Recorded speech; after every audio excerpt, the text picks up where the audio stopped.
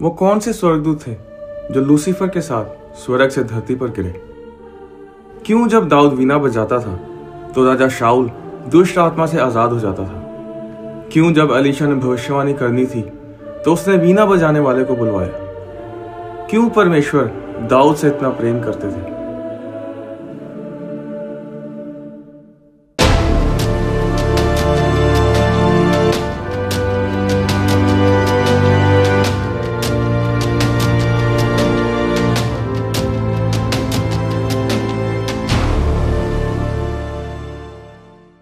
यशाया अध्याय 14 और उसकी 12 आयत में लिखा है, हे भोर के चमकने वाले तारे, तू कैसे आकाश से गिर पड़ा।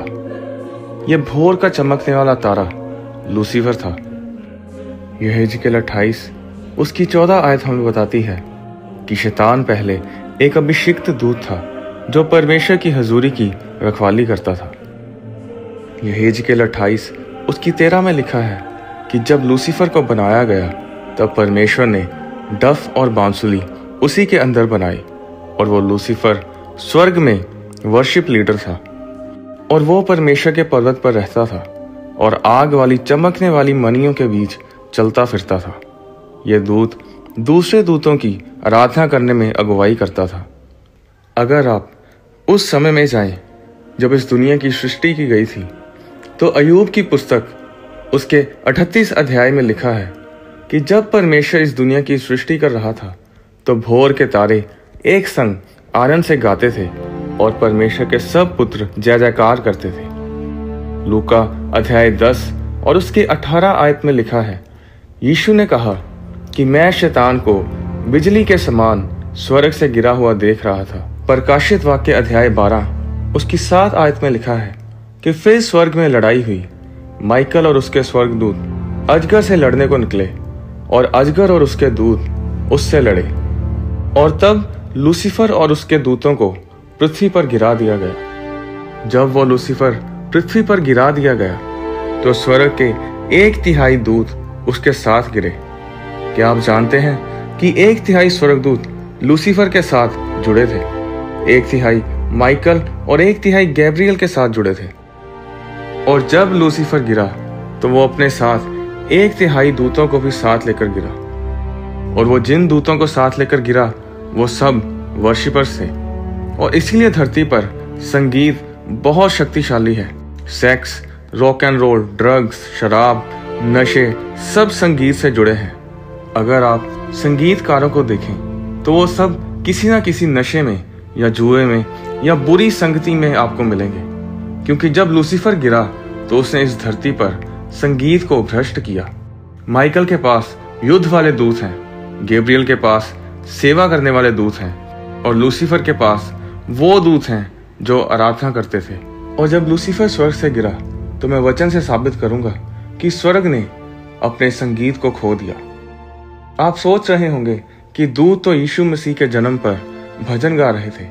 नहीं, लूका अध्याय 2 उसकी 13 में लिखा है कि स्वर्ग दूतों का दल परमेश्वर की स्तुति करता हुआ और ये कहते दिखाई दिए, आकाश में परमेश्वर की महिमा और पृथ्वी पर उन मनुष्यों में जिनसे वह प्रसन्न है शांति हो।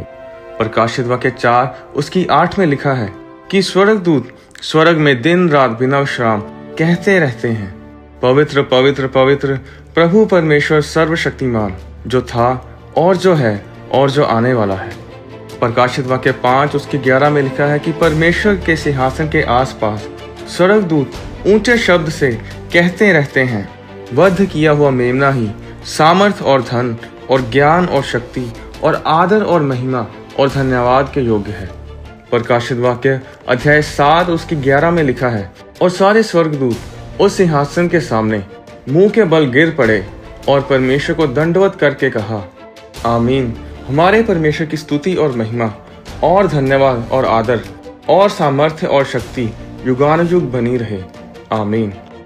आराधना स्वर्ग में भी होती है और आराधना धरती पर भी होती है, पर आराधना आपके शब्द होते हैं, जैसे कि हालेलुया, परमेश्वर का नाम धन्य हो, परमेश्वर की महिमा हो, परमेश्वर हम तेरी इज्जत करते हैं, तुझे महिमा देते हैं।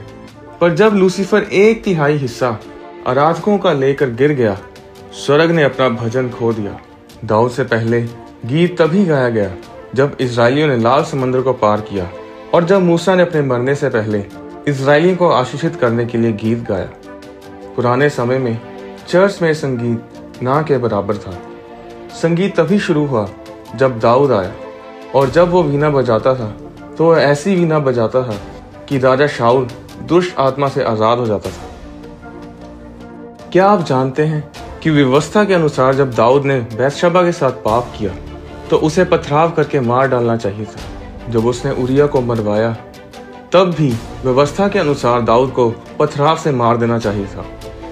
अगर आप ध्यान दें तो दाऊद ने जब पश्चाताप किया तो उसने सिर्फ बोलकर पश्चाताप नहीं किया, उसने गीत गाकर पश्चाताप किया। जब आप गाते हैं आप परमेश्वर के ध्यान को आकर्षित करते हैं। परमेश्वर दाऊद से इतना प्रेम इसलिए करते थे क्योंकि दाऊद ने उस चीज को बहाल किया जो स्वर्ग गवा चुका था। उसने भजन मंडली को बनाया, गीतों को लिखा, साज बजाने वालों को नियुक्त किया, संगीत को बनाया, और यही वो सब कुछ था जो परमेश्वर के पास नहीं था। आप हैरान होंगे ये सुनकर कि जब परमेश्वर ने संगीत सुनना होता है तो वो धरती की ओर देखता है। तो जब परमेश्वर भजन सुनना चाहता है तो वो दूतों को नहीं देखता जो सिर्फ बोल रहे होते हैं पवित्र पवित्र पवित्र। वो धरती की ओर देखता है जो लोग गा रहे होते हैं।